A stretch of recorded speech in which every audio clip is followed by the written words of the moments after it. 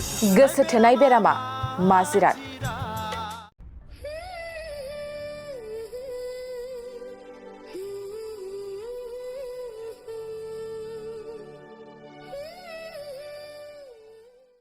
गोसो थोनाया ना बुजियो बैसो ना बुजियो महर?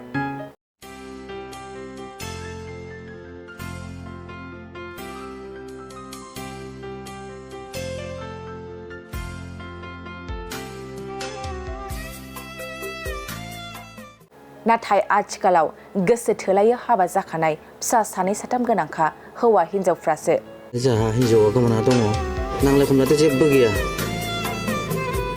दिनैसिम आखाइबो होफेराखै, आङो रायफेराखैनो।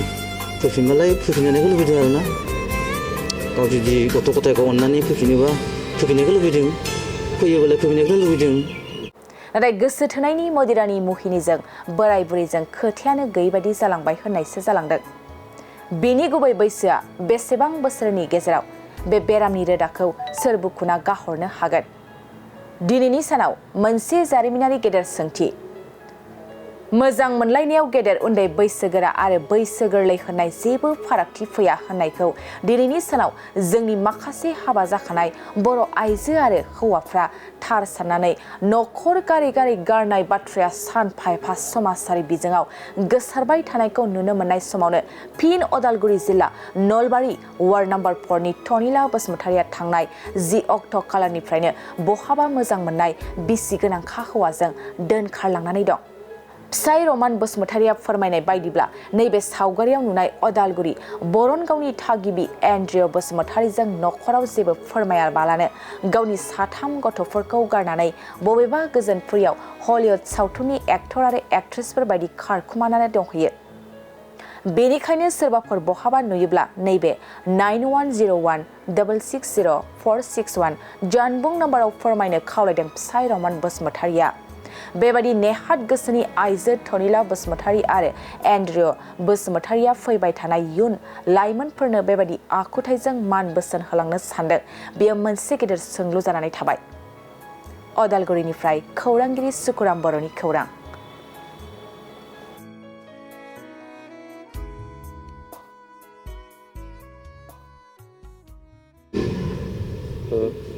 मा जादों न'खराव जेनेबा नों मानि थाखाय? मा जादों माने जाहा हिनजावा गोमाना दङ, बिनि थाखाय आङो आरामखौ लेंहरनाय जादों आरो।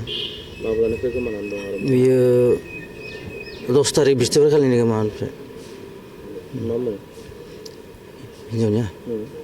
टनिला बसुमतारि। गामिया उदालगुरि नलबारि वार्ड नं 4। नोंथांनि नामा? रमान बसुमतारि। हाबा जानाय बेसे गोबाव जाखो?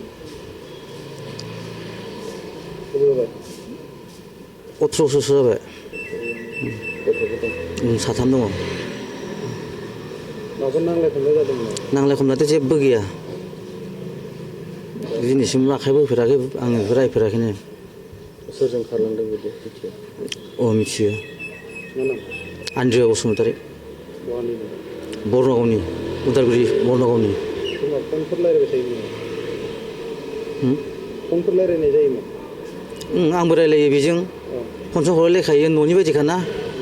जेरैखि बियो जेनेबा जोंहा हिनजावनि बिब'नि फिसालाखा, गाव फैयो थाफैयो बेयावनो, बिदि आरो। दा मानसियाबो जानाव आलासि जानो फैखादोंमोन नालाय, जाबाय बेयावनो थाखाबायबो, फिसालाजोंनो थादों उन्दुदों, बिसोर हरावनो गोमादों आरोना। हाबा जानाय ना जायो? जाखानायसो, बेहाबो हिनजाव दंखायोमोन आरो गथ' सासे दङ, हिनजावा खारबाय। दा फिसा सासे दङ, उन्दैसो 8 बोसोरसो जागोनदां। बेसेबां जाखो?